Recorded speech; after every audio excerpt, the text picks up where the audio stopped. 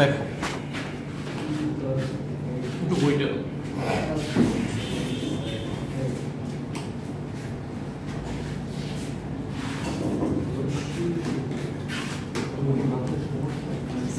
টপিকের নাম হচ্ছে পয়সনস ডিস্ট্রিবিউশন। পয়সনস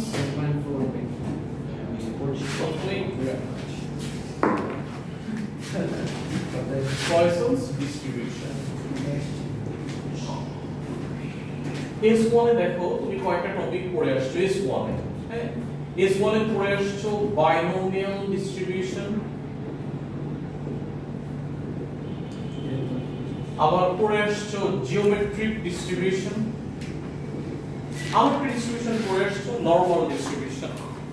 এখন বাইনোমিয়াল ডিস্ট্রিবিউশন যখন তুমি পড়ছো এটা কি ছিল? The number of trials fixed, তাহলে লিখে রাখতে হবে the each number of trials are fixed, probability constant, there are only two outcomes, either success or failure. আর কিছু কি করছো? আর কিছু করো না। ওইখানে number of trials fixed, ওইটাতে আমরা একটা एग्जांपल বলছিলাম যে তুমি যদি একটা ফেয়ার ডাইস কে থ্রো করো, যে আমি বলে দিলাম এটা 5 বার থ্রো করলা, তার মধ্যে 3 বার 6 উঠবে, তার প্রবাবিলিটি কত? তাহলে ফেয়ার যখন বলে দিচ্ছি তখন হচ্ছে এটা প্রবাবিলিটি কত ছিল? হাফ। তারপরে প্রবাবিলিটি কনস্ট্যান্ট ছিল। আর তুমি বলে দিচ্ছ যে এটা 5 বারই ট্রু করছো, বেশি কিন্তু না। Probability constant, number of trials fixed ছিল। আর either success or failure. Binomial থেকে জিওমেট্রিক আমরা যখন গেছি, এর মধ্যে একটা ছোট ডিফারেন্স ছিল। ডিফারেন্সটা কি ছিল? নাম্বার অফ ট্রায়ালসটা ফিক্সড না, প্রবাবিলিটি কি কনস্ট্যান্ট। মানে যতক্ষণ পর্যন্ত যেটা আমার রিকোয়ারমেন্ট সাকসেস যতক্ষণ না হবে ততক্ষণ পর্যন্ত আমি ডাইসটাকে থ্রো করতে থাকবো। তারপরে ইনফাইনাইট নাম্বার অফ ট্রায়ালস এখানে ছিল। এখন এই বাইনোমিয়াল ডিস্ট্রিবিউশন জিওমেট্রিক ডিস্ট্রিবিউশনের আসলে আরেকটা এক্সটেন্ডেড পার্ট বা একটা লিমিটেড একটা পার্ট হচ্ছে কি পয়সনস ডিস্ট্রিবিউশন। যেমন আমরা এটাও কিন্তু একটা সিঙ্গেল ইভেন্ট হবে, এখানে প্রবাবিলিটিটা এরকম না। যেমন তোমাকে যদি বলা হয় যে আমরা এই যে জসীমউদ্দিন রোড দিয়ে যে আসি উত্তরায়, এখানে তো মাঝে মাঝে অ্যাক্সিডেন্ট হয়, হয় না? কিন্তু আমি এখন বলে দিলাম যে আজকে অ্যাক্সিডেন্ট হবে, এটার চান্স এত পার্সেন্ট, এরকম কোনো কিছু জানি? আজকে হইতেও পারে, নাও হইতে পারে। দেখা গেল যে আমি যদি এটাকে 1 মান্থের একটা টাইম ডিউরেবিলিটি নেই, যে আজকে হচ্ছে ধরো তোমার অগাস্ট, সাপোজ 1 তারিখ, যে অগাস্ট 1 তারিখে এখানে দুইটা অ্যাক্সিডেন্ট হইছে, অগাস্ট 2 তারিখে এখানে দেখা গেছে 5টা অ্যাক্সিডেন্ট, আবার অগাস্টের 3 তারিখে কোনো অ্যাক্সিডেন্ট নাই, 4 তারিখে কোনো অ্যাক্সিডেন্ট নাই, 5 তারিখে গিয়ে দেখা গেছে আবার 7টা অ্যাক্সিডেন্ট। মানে একটা ফিক্সড ইন্টারভাল অফ টাইমের ভিতরে দেখা যাচ্ছে এখানে একটা অ্যাক্সিডেন্ট ঘটতেছে। এখন এটা তুমি বলতে পারতেছো না কিন্তু আজকে অ্যাক্সিডেন্ট হলে কালকে অ্যাক্সিডেন্ট হবে এমন কোনো বিষয় কি আছে? নাই। তারপরে একটার সাথে কিন্তু আরেকটা কোনো রিলেশন নাই, ডিপেন্ডেন্সিটা নাই। কিন্তু তুমি প্রেডিক্টও কিন্তু করতে পারতেছো না যেমন কোনো কিছু হবে, তাই না? প্রেডিক্ট করা যাচ্ছে। যেমন তুমি বাইরে বাইরে যখন করছো, ডাইস যখন থ্রো করছো, তখন জিনিসটা কি হচ্ছে? আইদার হেড অর টেল, যে কোনো একটা উঠবে, এটা প্রবলেম তুমি জানো যেটা 50%। কিন্তু এখন এটা কিন্তু তোমার প্রেডিকশনের কোনো বিষয় নাই, হইতেও পারে নাও হইতে পারে। তখন তো এই ডিস্ট্রিবিউশনটা বাইনোমিয়াল ডিস্ট্রিবিউশন দিয়ে করা যাচ্ছে না, বা জিওমেট্রিক দিয়েও করা যাচ্ছে না। তখন দেখা যাচ্ছে তুমি এটার এভারেজ রেটটা তুমি একটা ফিক্সড টাইমের ভিতরে কনসিডার করতে পারতেছো। যে ফিক্সড টাইম বলতে কি, যে তোমার 30 ডেজ এর মধ্যে তুমি কয়টা অ্যাক্সিডেন্ট হয়েছে এটার একটা এভারেজ তুমি বের করতে পারতেছো। এভারেজটাকে আমরা কি দিয়ে ডিনোট করি? নরমালি মিউ দিয়ে ডিনোট করি। এই এভারেজ রেট দিয়ে যখন আমরা এই যে আরেকটা ডিস্ট্রিবিউশনে চলে যাব, সেটাকেই আমরা বলবো পয়সনস ডিস্ট্রিবিউশন। এটা হলো তো এখানে 30 আছে তো, তারপরে এটা আসলে কাজ করবে এভারেজ রেট নিয়ে। সেই এভারেজটাকে আমরা ডিনোট করব ল্যামডা। তারপরে তখন বাইনোমিয়াল ডিস্ট্রিবিউশনের জন্য তোমার প্যারামিটারটা কি ছিল? যে x দিয়ে বাইনোমিয়াল ডিস্ট্রিবিউশন, এখানে a, এখানে b, এখানে এই এর মধ্যে কি বোঝাচ্ছে? Number of trials. b মানে কি ছিল? Probability of success.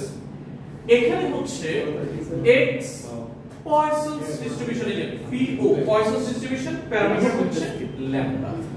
কি বলতে ল্যামডা মানে এটা মিন আসলে, মিন। এটা তোমাকে ম্যাক্সিমাম সময় দিয়ে দিবে x পয়সনস ডিস্ট্রিবিউশন ল্যামডা। আর বাইনোমিয়াল ডিস্ট্রিবিউশন যখন কি করছো, তখন তুমি ফর্মুলা কি করছো? p of x equals to x কি করছো? n cx p to the power x q to the power n minus x। n ছিল probability of success, q ছিল probability of failure, R x হচ্ছে তোমার requirement. এখানে ফর্মুলাটা যখন আসবে, যখন তুমি এটা বুঝতে পারবা যেটা পয়সনস ডিস্ট্রিবিউশন, তখন ফর্মুলাটা হচ্ছে এরকম e to the power minus lambda then lambda to the power x divided by x factorial। এটা ফর্মুলা, অসুবিধা নেই। এখন বাইনারি ডিস্ট্রিবিউশনের জন্য তোমার জন্য কিছু ফর্মুলা ছিল, নাম্বার অফ ট্রায়ালস আর ফিক্সড, তারপরে probability of success is constant। এটার জন্য কিছু ক্রাইটেরিয়া আছে, এখানে ক্রাইটেরিয়া আমরা একটু লিখে দেই। এগুলো কিন্তু আবার থিওরিটিক্যাল, মানে তোমার কমেন্ট আকারে আসবে যে ক্রাইটেরিয়া গুলো কি কি, এজন্য এগুলো নিজের মন মতো লিখলেও হবে না, বুঝায় লিখতে হবে। যেমন আমরা এখানে বইয়ের ল্যাঙ্গুয়েজে লিখি যে ইভেন্টস অকার Singoli, events occur singly। Second হচ্ছে events occurs at random, events occurs at random। Number 3, events occurs independently, independently। এটা আরেকটা এখানে পরে লেখা আছে যে events occur at a constant rate, events occurs at a constant rate। চারটা কন্ডিশন, একটা হচ্ছে events occur singly, then secondটা at random, events occurs independently, events occurs at constant rate। and formulaটা কি? p of x equals to x equals to e to the power minus lambda, lambda to the power x divided by x factorial। আমরা একটা practical example আছে, একদম খুব সহজ। ই হচ্ছে exponential ফাংশনের calculator চাপতে তুমি যে ই পাচ্ছ সেই ই এখানে ইউজ করা। অথবা তো অ্যাডভান্স ছিল না, শিফট দিয়ে লং চাপো দেখবা ই আসবে। এটা শুধু ক্যালকুলেটর চাপলেই হবে। আমরা একটা ছোট একটা অঙ্কে যাই, দেখো এটা হচ্ছে বইয়ের এখানকার বইয়ের work example 2.2, work example 2.2 question একটু আমরা বলি, সরি 2.1। একটু মনোযোগ দিয়ে কোশ্চেনটা শোনো। The number of calls to a consumer hotline is modeled by a Poisson's distribution with a mean call rate of 6 per minute। Mean call rate 6 per minute। তার মানে এখানে মিনটা কত দেওয়া আছে? 6। আর কোশ্চেন কি মেনশন করা আছে এটা Poisson's distribution। তোমার কিন্তু বাইনোমিয়াল ডিস্ট্রিবিউশন যখন তোমাকে বুঝতে হয়েছে এটা বাইনোমিয়াল, দেন তুমি ফর্মুলা ইউজ করছো। পয়সনস একটা সুবিধা আছে, তোমার 90.5% অঙ্কে তোমাকে এটা বলে দিবে যেটা পয়সনস ডিস্ট্রিবিউশন, যেটার মিন এত। দেন এটার জন্য তুমি যেহেতু পয়সনস ডিস্ট্রিবিউশন জানো, তাহলে পয়সনস ডিস্ট্রিবিউশন মিনটা কত?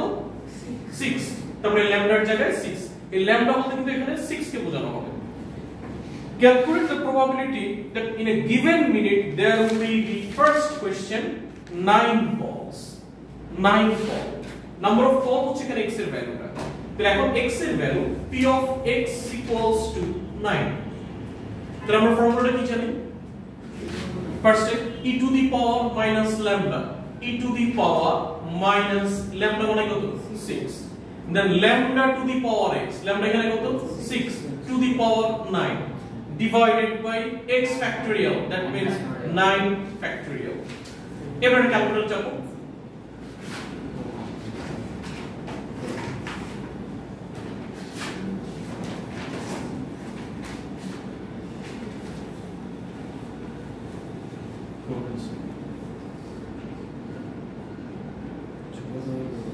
কত আসছে? তো এটা সিম্পল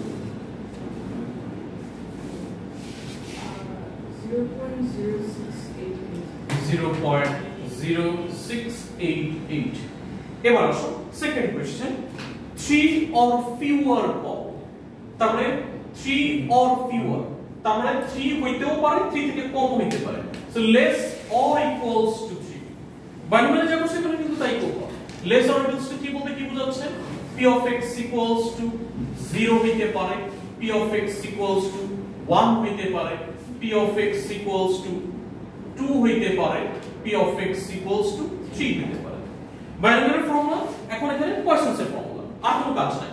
কিন্তু এখানে একটা বিষয় হচ্ছে e to the power minus lambda, যখন আমি যদি ফর্মুলাটা 0 এর জন্য বসাই e to the power minus 6, এটার জন্য বসালেও e to the power minus 6 এটার জন্য বসালে e টু দ্য পাওয়ার 6 এটার জন্য e টু দ্য পাওয়ার 6 আসবে না সেটাকে আমি ফার্স্টে কমন নিয়ে নিই এটা বারবার বসাইতে হবে e টু দ্য মাইনাস 6 তারপরে 6 টু দি পাওয়ার 9 এখন ফার্স্ট এখানে x এর ভ্যালু কত 0 তারপরে কি আসবে 0 to the power 9 divided by কত 0 ফ্যাক্টরিয়াল কিন্তু 1 0 ফ্যাক্টরিয়াল ভ্যালু 1 তারপর এটা কত আসবে e টু দ্য মাইনাস 6 এটা তো এটার জন্য আছে